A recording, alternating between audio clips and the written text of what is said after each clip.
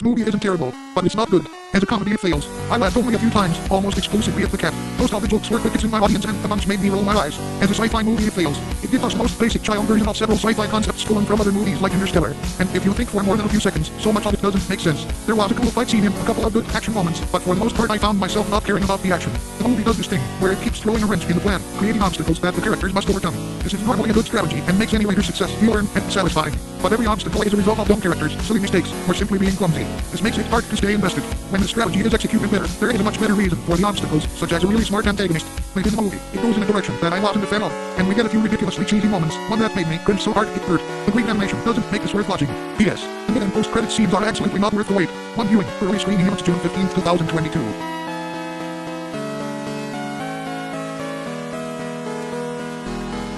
The nostalgia was there for 10 minutes and then it went away, as the story trails away into something that just didn't sit right. While we never got firm info about Buzz's origins in the Toy Story films, this isn't what I expected for this story. I expected this to be an emotional journey, but there were maybe 3 moments where a tear was shed. The rest was just empty space. The voice acting was good. Chris Evans sounded like Buzz and brought the character to life. The surrounding characters were just as enjoyable. Definitely some funny moments amongst them. I did get a few laughs out, but it felt forced sometimes to be able to enjoy the film. The film definitely looked and sounded great, but it didn't do enough to grasp love for the character or the story. Honestly, I don't think this film was for adults to reach back to the childhood nostalgia, but rather it's for a new generation to make the character its own meaning. Flip side to Buzz Lightyear.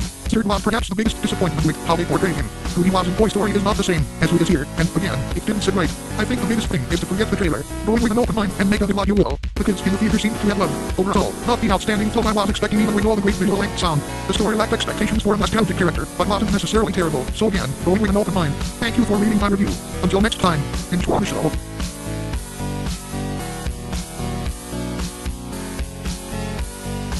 One of the lamest and laziest Pixar films to be released in the 2020s. The film lacked much emotion, energy, or just anything to make it special. The kids didn't enjoy very much and the storyline got a bit complex at times and wasn't anything noteworthy. Skip it.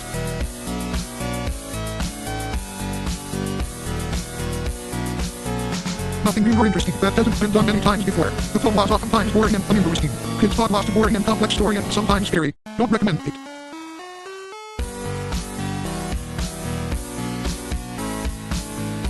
Toy Story is a legendary franchise and Buzz Lightyear might be among the most iconic animated characters ever created. Taking risks and telling a unique story with these priceless assets is therefore a daunting task. A task which Pixar could not fulfill. Characters in the early scenes of the movie are well written and the relationships well established. The newly introduced characters, which you spend most of your time with, are not. They all got potential, but they failed to connect with us and therefore failed to connect with the audience. The main antagonist has the same issue. He could have been an interesting character, but Pixar went for the easy route instead. This means that we got to see a very generic evil villain, one of which we've seen countless times before. The plot was predictable. Lightyear never tries to surprise you, stun you, wow you, or shock you. You simply go from A to B to C, sometimes with an obstacle in the way, till the movie is over. Lightyear isn't unique. Lightyear isn't touching. Lightyear isn't worthy of being called a Pixar production. Except the cat. The cat was incredible.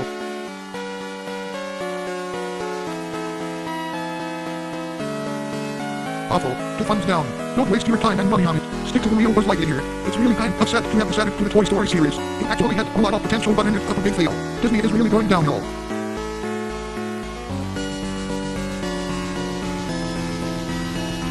If you are a fan of the television series from Zero, you will be severely disappointed with this. Everything about the plot is terrible, animation is amazing, but without an accurate plot it's pretty much an hollow movie. And for a last stop sucks.